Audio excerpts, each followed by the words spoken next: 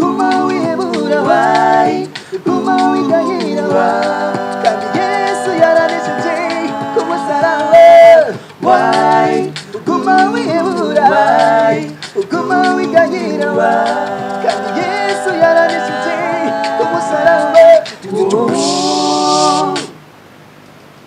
Allo, why guma wihebura kandi Yesu yaranesheje. Shalom shalom abakunda mwese mukurikana Burundian Gospel TV mikumwe na Inajambo Tiffany Joel. Aho no munsi aho twagendeye aba ntabo ndababwira reka babibwire ino wese ntibirakaze. Mwakoze kutwakira. Ego namwe mwakoze kuza. Ego. Izina rero ngo ryanye ry'uyu mungwi ngo ni gute? Uyu mungwi yitwa God Believers. God Believers mbere kwanza sigura abizeye Imana. Ya twarize Imana twicara hamwe nk'abantu baturanijwe tuvuga ati reka duhamagare dupange izina God Believers. Ya God Believers yatanguye gute? God Believers yatanguye mu 2011 niho iciyumviro caza cyo kugira mu God Believers. Kuva muri uwo mwaka wa 2011 cha turafata intumbero yo gukora umujyo wa kapela cha turakora guca mu 2016. 2016 bimaze gushika rero cha turiyumvira rero gusohoka ingene twosohoka ibikorwa vyacu bigatangura bikamenyekana tukaja kuririmba.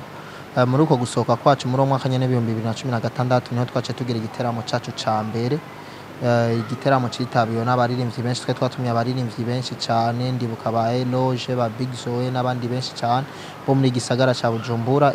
Ego ariko aratumyarukije adutwaye ibintu byinshi cyane. Ego ariko numva yuko ngo mwagize concert ariko ndashaka kumenya turamura abantu batanu siko enaje wa gatandatu muri abantu batanu none byatanguye gute kugira mwese muhure muvuga ati twebwe batanu ko kimutabaye batatu ko kimutabaye indwi kwanza mwatorari mwahamagaranye gute ko katari mwabandi byageze gute kugira mushobore kugira uwo mugwa abantu batanu ko tuzi ndabona umenga ntimuvukana nisipapumye na bamumye byagenze gute?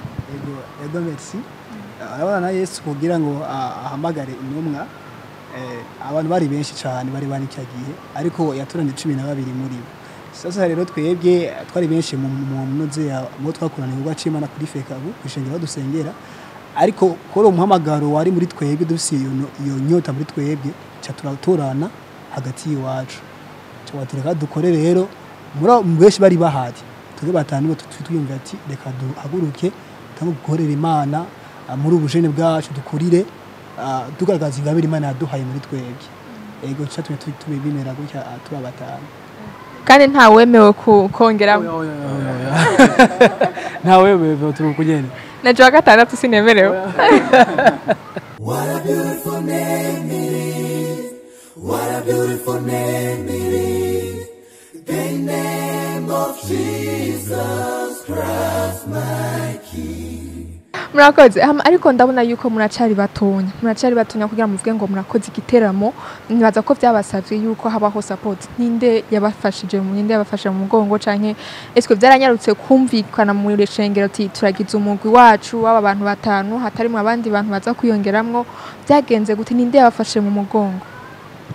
Muri ico gihe hari hakiri intango tugifa mu mugwi abantu twavuga badufashe mu mugongo n'abarongozi bo kuri eglise n'abamama bo muri eglise hamwe nabo twari dusanze dukorana imirimo y'Imana bakumva yuko hari ahantu twoshika niho twabateye icimviro twagira ati twebwe aho tugeze vraiment twenyene bivaye no gutravaya kwacu harageze ko tugira igiteramo harageze ko abantu bamenya God Believers yuko iriho mu Burundi harageze ko abantu babo kwisi bamenya yuko God Believers iriho.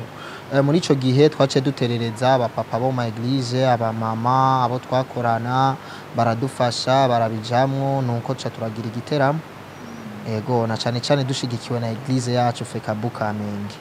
Ego imbere ko tubandanya reka kandi basure babicishemo mumve yuko ico giteramo mwahombye mwe mutakigiyemo.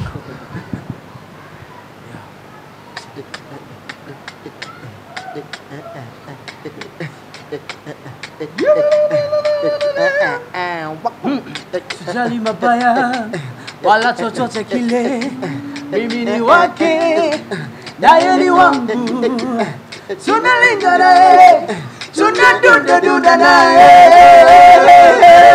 oh yeah tunalingana tunacheka naye tunafurahi naye, tunarukaruka naye, tunaringa naye, tunacheka naye, tunafurahi naye, tunarukaruka naye.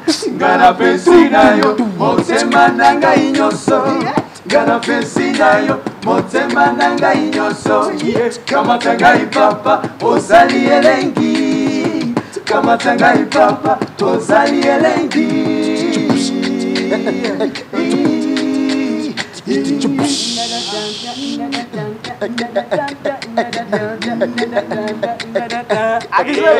Akisema yes, nanaweza kusema no. Hakuna. Akisema yes, nanaweza kusema no. Akibariki, nanaweza kulaani. Hakuna. Akibariki, nanaweza kulaani.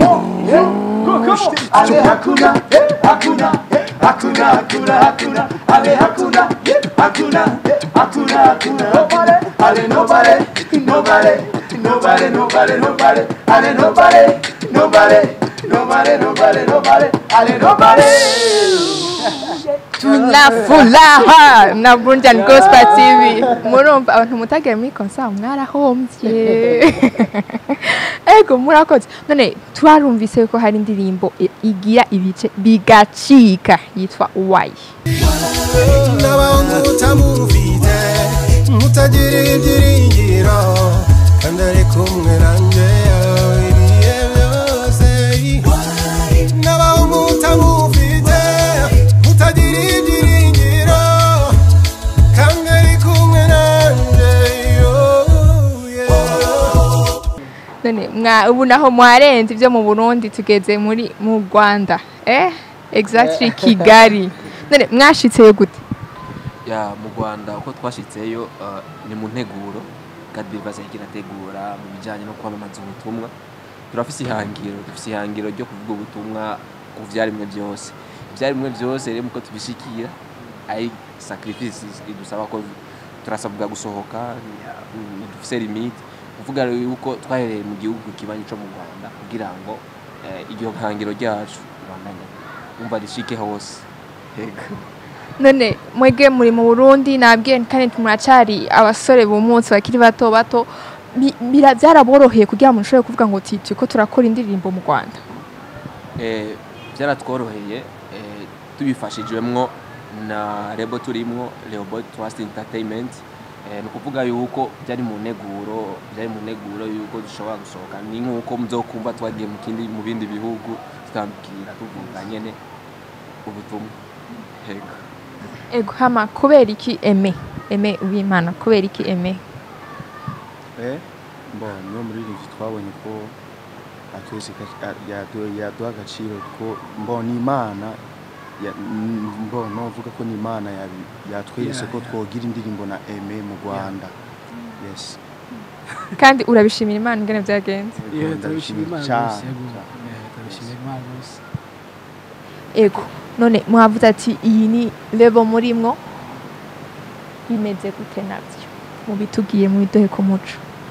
Level ni cyumviro cagizwe na manager wacu mu nyuma yo gufasha abarimvye batandukanye nka God Believers n'aba petit frère bacu bitwa aba Boys of God. Yacivuga ati reka nkora ikintu kimwe kibahuza nka Level. Donc aratara tubwira turavuga ati vraiment ni cyumviro ciza. Hama après kwiyumvira Level niho yaciye yumvira nico kugira studio. Après yacaragira studio aravuga ati bivanye n'ingene muri Level yacu harimo abaririmbyi benshi, donc harimo God Believers, harimo n'aba petit frère bacu Boys of God na manager wacu bwiwe wenyene no muririmbyi. Aravuga ati rero ugira vyorohera uburyo ntibumbane bwinshi, reka ndabasorere studio ugira bizoze biroroha kugira gusohora indirimbo kandi na vuba na ntuze ya production ya video vuba cyane gose iratangura. Yego kandi no muzoca muhera mu clip iyo ndirimbo yanyu Why? Clip kuyihera ko Why ntituravuga ngo niyo ngo tuzohera ko kuko hari gihe dushobora gusohora iyo Why televiziyo ya bambe production ya video itaraba fixe neza. Urashobora gusanga dukoranye n'umuhinyanyuzi yundi kanaka atari muri Level yacu mugabo après yuko Level production ya video iza ndazi umuhinyanyuzi we warahara azokorera muri yo ntuzenya arahari turamaze kumuronka. Hasigaye gusa yuko uburyo bumera neza amatwisuganye ibikorwa vya video navyo bitangure. Yego Okay.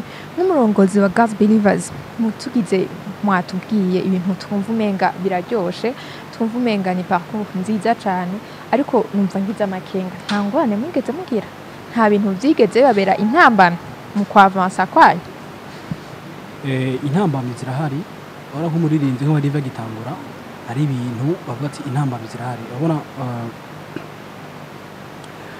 nk'abaririmbyi bagitangura urashobora ari intambamyi zo kuza kuri studio urabona kugira uje kuri studio ni bisaba uburyo rero ubwo buryo ata manager ufise birakugora cyane ariko hamwe n'ikindi naco urabona nk'abaririmbyi baratumirwa kenshi cyane urabona utumiwe muri ville ata déplacement office ni ikintu kigoye cyane ahubwo to turashimiye mana ko twarose manager utuba hafi n'ivyo bintu twabirengeye ya turabishimira imana gose ya ariko uravuze ati intambamyi ishobora kuba yohaba ati mu gihe utofise manager ariko mwige munamufise tukeneye kumenya intambamyi mwahuye nayo by'ukuri irengeye mbo intambamyi mu muziki ntizibura ahenshi iyo umuntu atanguye muziki haraza abantu benshi baguca intege bakakubwira ati ntushoboye bakakubwira peut-être ivyo bintu uri kuragira ntaho uzova ntaho uzoshika nta nico bizokumarira rero wofuma gusa uvyihoza intambamyi nk'izo zibaho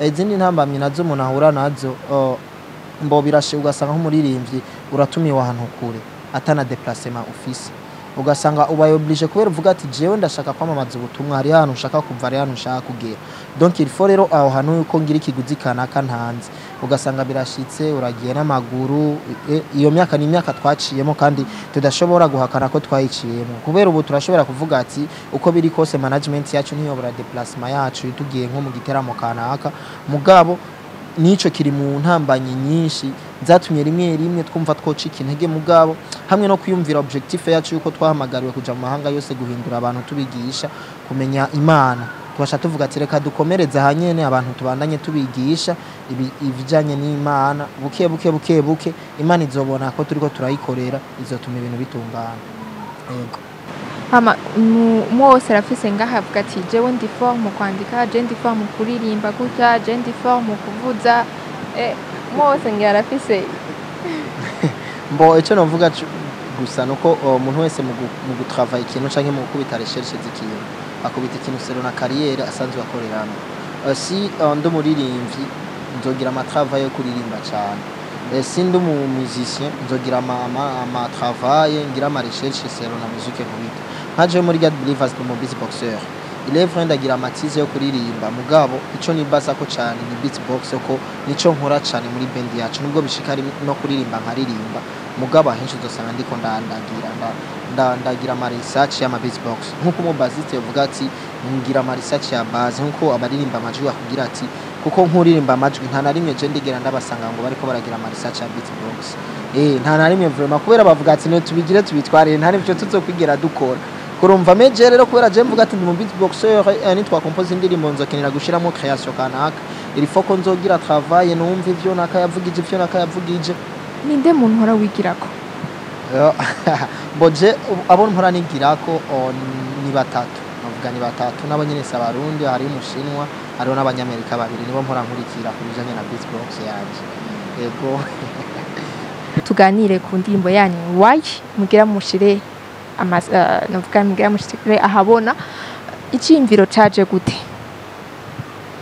iciyumviro kuza ni indirimbo kwanza twakompoje twari hamwe hari ingene ushobora kuba mwicaye muri ahantu ugasanga hari agaterme abajene barabizi ugasanga hari agaterme muri uwo mwanya mwadukanye ukurumva kwere mukadukanye muri ahantu mugatangura mukakavuga mukaguma mukavuga cyane kumva rero mu nyuma twatumvira maze agaterme kumenga twogakoramo ikintu kandi kigafata umwe acavuga ati kandi shani ivyo vraiment biratahuritse kwere bocha turaja rero hamwe rero tuca turakompoza indirimbo turavuga ati wayi ikuntu nyene indirimbo wayi bicurikira turavuga ati wayi indirimbo tuzoyisohora rero nkuko vyari mu maplane tuvuga ati ko dushaka dutangure gusohora n'abaririmbyi mu bindi bihugu atari mu Burundi ugira twagura akarere donc God Believers ya ikwire hose nkuko babivuze uko turiko turarondera ama confiance mu bihugu bitandukanye byo muri Afrika mbese no mu bazungu ndazi mu myaka iri imbere muzokumva ati barenze Afrika bakoranye n'umuririmbyi atari wo muri Afrika rero cha turiyumvira ati ni indirimbo nta kuntu twayikorana na Aime ko Aime yamaze kudukonfirma yuko tuzokorana indirimbo cha turavuga wa c'est vrai cha turaja muri studio rero cha turayisohora cha bigenda uko ego ati kandi vuba iraja habona ego cyane gose asha barayihabwa ku rubuga rwacu rwa YouTube mwotubwira nka bimwe mu bigize iyo ndirimbo wayi mu majambo message yanyu niyihe Okay, merci. Ni kuvuga indirimbo wayi irafise nk'ubutumwa bukomeye cyane ku bantu bose ku byaremwe byose kuko niyo numero yacu y'ubutumwa ibyaremwe byose kuvuga indirimbo ariko akantu kitwa ngo wayi bisigura kubera iki mu kirundi arazi abantu benshi ni barukonesha ni batahuye kuko Kristo Yesu yakoze ku musaraba abandi barabyumva ariko ni biha agaciro ugasanga abantu bari mu buzima kandi Yesu yarabakuyemo rero iyi ndirimbo rero irimo message ikomeye cyane ku uyo muntu afise muri we kutamenya icyo Yesu yakoze ku buzima bwiwe ni kuvuga iki ushobora kuba uri kuriganyira kubibikana ugasanga inyishu yawe yatorewe ugasanga ikibazo cyawe cyaturiwe inyishu kera ugasanga nabyo kuramenya rero turizera ko muri iyi ndirimbo rero umuntu wese azokumva inyishu ikibazo ciwe aho kiri ko atandikira ko kiri muri Yesu Kristo rero ni gufasha imitima y'abantu bamenye yuko hari umuntu kanaka yakemuye ikibazo ca muri iyi ndirimbo ego murakoze cyane ego mu kurangiza ikiganiro cyacu turabashimiye kuri mwese mweko muradukurikirana iri Burundian Gospel TV mwari kumwe na Ina Jambo Tiffany Joel aho mwari kumwe na God Believers